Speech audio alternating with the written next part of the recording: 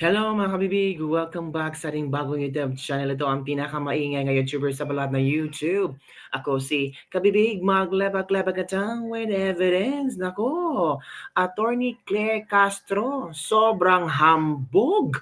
Nako po, para yatang biglang lumakas ang hangin nitong Attorney Claire Castro na ito. Sabi ng mga netizen, may video clip di umano si Attorney Claire Castro na very confident na sinasabi na gusto siya ng taong bayan.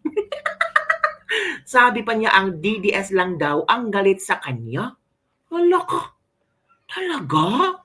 Nako, sabi ng ilang sinisisi nila si Attorney Claire Castro sa pagbaba ng PBBM trust rating. Naku po, si Claire Castro ang sinisi ng loyalista. Bakit? Anong ginawa ni Claire Castro? Puro na lang daw Duterte ang kanyang press con. So, ito kabibba, ipapanood ko sa inyo itong tawag dito, itong very confident na Attorney Claire Castro na sinasabi niyang gusto siya ng taong bayan. Oh! Hindi ko mawari. So, ito na kami. Panoorin natin si Attorney Claire Castro at ang kanyang sobrang lakas hangin trip ng buhay niya. Ito kabibig, manood tayo. Maraming Pilipino. Gusto ko ng taong bayan eh. So, during the recent endorsement of Ako gusto ko ng taong bayan eh. So, during the recent endorsement of Senator Amy by VP Sara Duterte, they pointed out something undeniable. Maraming Pilipino ang nagugutom. Gutom na ang sikmura, gutom pa sa hustisya, hinigipit ang hindi ka-alyansa. That's a statement that is grounded in reality. Correct. Acknowledging a problem is the first step to fixing it. But then, here comes Undersecretary Claire Castro, who without skipping a beat, negates that. May binanggit sila tungkol sa kagutuman. Tandaan po natin na ayon po sa records na rin po na naibaba ang poverty incidence. Uy, talaga? Sa panahon ng 2023, 2025 na. 15.5% in 2023 mula sa 18.1% in 2021. She proudly waves around the survey saying that poverty has declined. What kind of public official responds to hunger with a PR spin? Agoy, She's basically saying, you're not hungry, you just think you are. That's not leadership. That's delusion. Because while she clings to this poverty is going down narrative, the SWS survey released a report showing that hunger in the Philippines has risen to 27.2%. O, tingnan mo, Claire Castro, fake news ka pala eh. Hunger up to 27.2%, highest since pandemic. That was March 30, 2025. At yung ratings na sinasabi mo, Day, 2023 pa yun. Day, wake up, Day, Claire Castro. Sobrang busog ka sa yung pagkahambog, Day. Ito ang latest, tumaas ng 27.2% yung kagutuman ng mga tao. Highest since pandemic. Hala ka, Day, para yata nag-pandemic na ang Pilipinas ngayon. Claire Castro, tingnan mo, Day, ano ba naman yan? Nagka-GMA ang nag-report, Day. Don't tell me, fake news ang GMA. Ikaw talaga, Claire Castro, kung ano-ano mga sinasabi mo dyan. Ay, nako. Ewan ko kay Claire Castro, wala nga talagang, kaya nga sabi ng iba, bumababa ang trust rating ni BBM kasi si Claire Castro kung ano-ano mga pinagsasabi sa kanyang press con, mali-mali daw. Let's continue mga kabibig ha. The highest level since the pandemic. And that's not just some old figure. That's March this year during the current administration. Correct. So, who should we believe? Tama. The lived experience of Filipinos and an independent research body? Or an undersecretary who thinks her press briefings are fan meetups?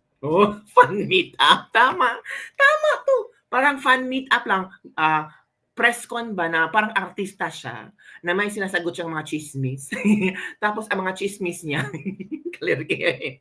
May Claire Kay talaga si Claire Castro. Talagang natatawa talaga ako sa kanya. Ewan ko, sabi ni Claire Castro, gusto daw siya ng taong bayan. Ikaw, gusto mo ba siya?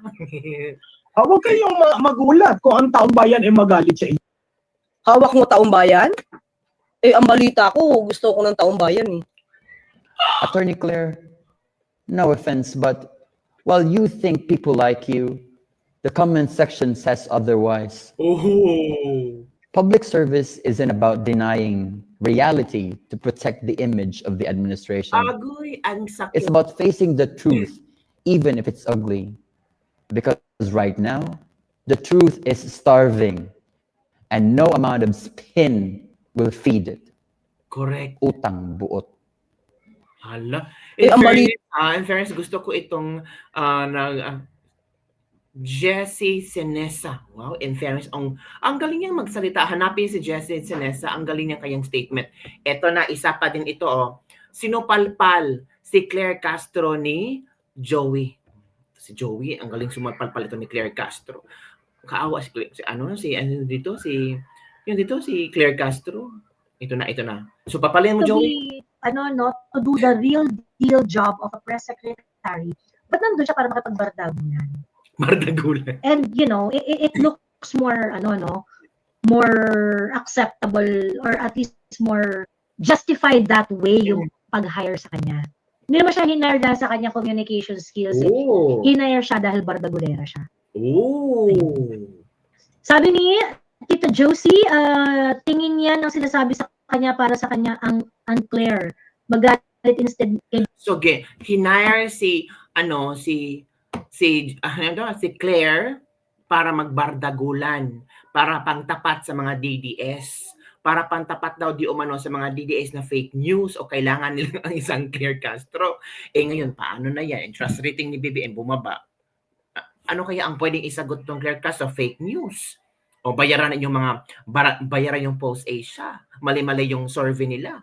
Di ba, makita tayo ng statement ni Claire Castro. Tingnan natin kung ano ang kayang statement hinggil sa Post Asia na sobrang sad-sad ng rating ng kayang amo. BBM, Tamba and Lisa Tanas. Well, yun sa isang banda, katulong rin natin si Auntie Claire sa pagpapababa ng approval ratings. Tama.